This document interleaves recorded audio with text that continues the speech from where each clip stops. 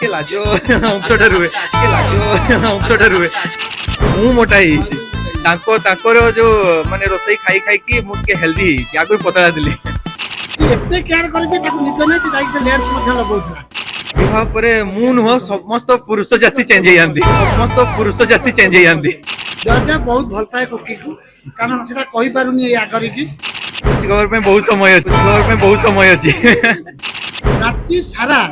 ମାନେ ଗୋଟିଏ ମିନିଟ ନାହିଁ ସେ କେବେ ଶୋଇଛି ତ ମାନେ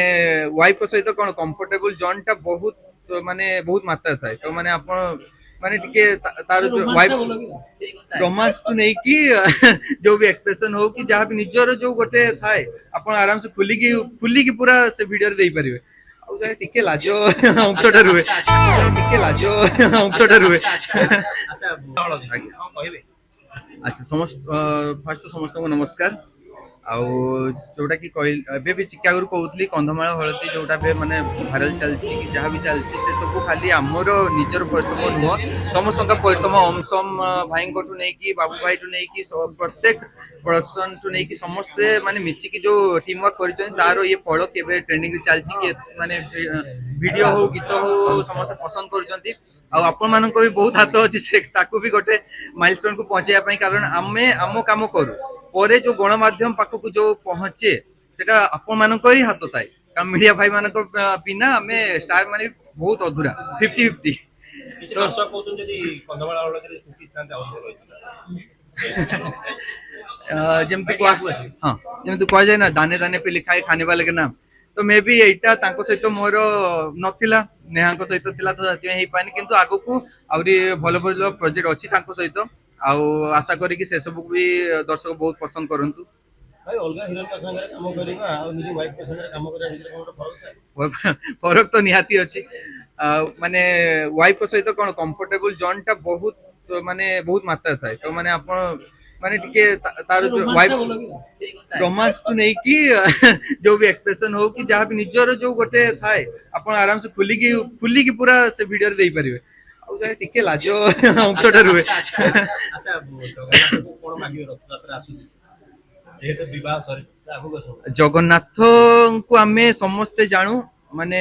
ସେ କଣ କହିବି କଳାର ଯୋଉ ଯୋଉ ଜାଗାରେ ସୁଟିଂ ବି ହୁଏ କି ଯାହା ବି ଗୋଟେ ଶୁଭ କାମ ଆଗରୁ ଆମେ ସମସ୍ତେ ଜଗନ୍ନାଥଙ୍କୁ ହିଁ ଡାକୁ କାରଣ ସେ କଳାର ହିଁ ଦେବତା ତ ମୁଁ ଏତିକି ହିଁ ଜଗନ୍ନାଥଙ୍କୁ ପ୍ରାର୍ଥନା କରିବି କି ମତେ ସେଇ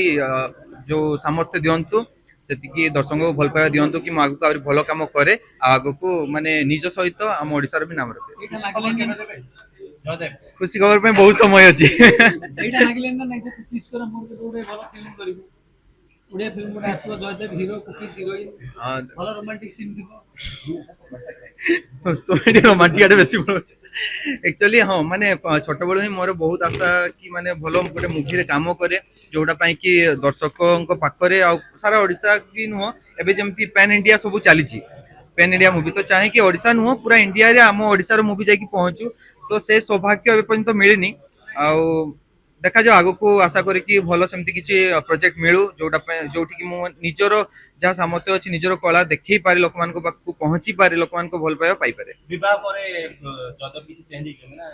କେମିତି? ବିବାହ ପରେ ମୁଁ ନୁହଁ ସମସ୍ତ ପୁରୁଷ ଜାତି ଚେଞ୍ଜ ହେଇଯାନ୍ତି ଜୟଦେବ ହ୍ୟାଣ୍ଡସମ୍ ହେଇଯାଇଛି ଆଉ ଆପଣ ଟିକେ ହ୍ୟାଣ୍ଡସମ୍ ହେଇଯାଇଛନ୍ତି ଆଚ୍ଛା ସିଏ ଆହୁରି ସୁନ୍ଦର ହେଇଯାଇଛି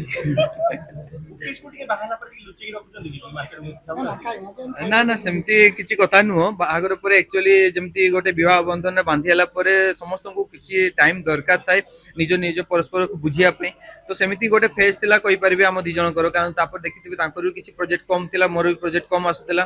ତ କିଛି ଟାଇମ ଆମେ ନିଜକୁ ଦଉଥିଲୁ ନିଜ ସମ୍ପର୍କକୁ ଦଉଥିଲୁ ଯେମିତି ଆଗକୁ ଆମ ସମ୍ପର୍କ ଆହୁରି ଷ୍ଟ୍ରଙ୍ଗ ହେଇକି ରହିବ ଆଉ ତା ସହିତ ଆମେ ଗୋଟେ ଯୋଉ କ୍ୟାମେରା ଠୁ ଟିକେ ଦୂରେଇକି ନିଜ ଟାଇମ ସ୍ପେଣ୍ଡ କରୁଥିଲୁ ଆଉ ହନିମୁନ କୁଆଡେ ଗଲେ ନା ଗଲେନି ବାହାଘର ପରେ ହଁ ଆମେ ଯାଇଥିଲୁ ଆକ୍ଚୁଆଲି ଆମେ କେରଲା ଟ୍ରିପରେ ଯାଇଥିଲୁ ଭାଇ ଆପଣଙ୍କୁ ଗୋଟେ ଅପସନ ଦିଆହବ ଆଜ୍ଞା ଆପଣ ଦି ଜଣ ହଜବାଣ୍ଡ ୱାଇଫ ଭିତରେ ଜଣେ ଯିଏ ହେଲେ ଗୋଟେ ସିନେମାରେ ଯିବ ବୋଲି ଆପଣ ନିଜେ ଯିବେ ନା ମ୍ୟାଡାମକୁ ପଠେଇବେ ମୁଁ ତାକୁ ଆଗ ପ୍ରିଫର କରିବି କାରଣ ମୋଠୁ ଆଗ ଇଣ୍ଡଷ୍ଟ୍ରିକୁ ସିଏ ଆସିଥିଲା ଆଉ ମୁଁ ଏତିକି ମାନେ କି ମୋଠୁ ତାର ଯୋଉ ମାନେ କାପାସିଟି ଅଛି ଗୋଟେ ଅଭିନୟକୁ ମାନେ ଗୋଟେ କ୍ୟାରେକ୍ଟରକୁ ଜଷ୍ଟିସ ଦେବାର ତାର ସବୁ ଜିନିଷରେ ତାର ଡାଇଲଗଠୁ ନିଅନ୍ତୁ ତାର ଡ୍ୟାନ୍ସ ନିଅନ୍ତୁ ତାର ଏକ୍ସପ୍ରେସନ ନିଅନ୍ତୁ ତାର ଯୋଉ ମାନେ ଆକ୍ଟିଂ ସ୍କିଲ୍ ନିଅନ୍ତୁ ସବୁରେ ସିଏ ଟପ୍ ନଚ୍ ଅଛି କିନ୍ତୁ ଅନଫର୍ଚୁନେଟଲି ତାକୁ ସେତିକି ସୁଯୋଗ ମିଳି ପାରିନି। କିନ୍ତୁ ଭଗବାନଙ୍କୁ ଏତିକି ଡାକିବି କି ତାକୁ ସେ ସୁଯୋଗ ମିଳୁ, ସେ ଲୋକମାନଙ୍କୁ ଦେଖୁ ତାର କେପାସିଟି, କାରଣ ମୁଁ ଦେଖିଛି ତାର କେପାସିଟି କଣ। ଗାଇଡ କଥା ତ ଯେହେତୁ ଦେଖନ୍ତୁ ସିଏ ସ୍ତ୍ରୀ ତ ସେଥିପାଇଁ ସିଏ କୋଉଠି ନା କୋଉଠି ମାନେ ଗାଇଡ ଆଦ କରେନି ତ ଏଇଥିପାଇଁ ମୁଁ କହିଲି। ମୁଁ ବି ମଧ୍ୟ ଦେଖିଛି ଯେତେବେଳେ ଆମ ଛନକି ଗଲି ସୁଟିଂ ଚାଲିଥିଲା, ଜୟଦେବ ବହୁତ ଭଲ ପାଏ କୁକିକୁ, କାରଣ ସେଟା କହିପାରୁନି ଏଇ ଆଗରେ କି ଯେତେବେଳେ ଆମେ ସୁଟିଂ କରିଥିଲୁ ପୁରା ରାତି ସାରା ମାନେ ଗୋଟିଏ ମିନିଟ ନାହିଁ ସେ କେବେ ଶୋଇଛି। ତ ପୁରା କୁକି ପାଖରେ ଥାଏ। ଆଉ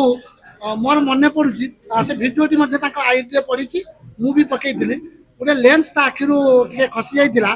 ସେ ଏତେ କେୟାର କରେ ଯେ ତାକୁ ନିଦ ନାହିଁ, ସେ ଯାଇକି ସେ ଲେନ୍ସ ମଧ୍ୟ ଲଗାଉଥିଲା। ତେଣୁ କରିକି ମୁଁ କହିବି ଦୁଇ ଜଣଙ୍କର ଭଲ ପାଇବା ବହୁତ ରହିଛି। ତେଣୁ ହଁ ନିହାତି ନିହାତି, କାରଣ ମୁଁ ସେଥିପାଇଁ କହିଲି ଗୋଟେ ଗୀତ କୁକିଜକୁ ନେଇକି ମଧ୍ୟ କରିଛି, ଜୟଦେବକୁ ନେଇକି କଲି। ତ ଆ ପରେ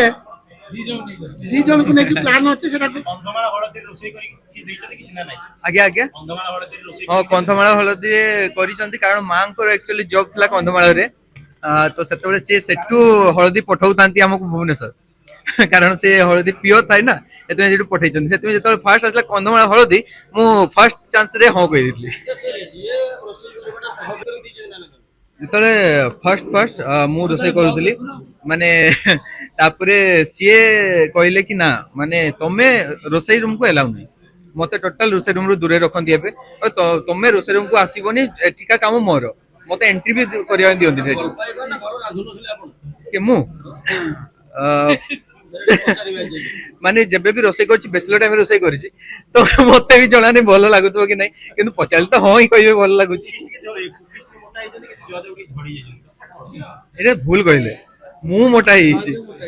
ତାଙ୍କର ଯୋଉ ମାନେ ରୋଷେଇ ଖାଇ ଖାଇକି ମୁଁ ଟିକେ ହେଲ୍ଦି ହେଇଯାଇଛି, ଆଗରୁ ପତଳା ଥିଲି।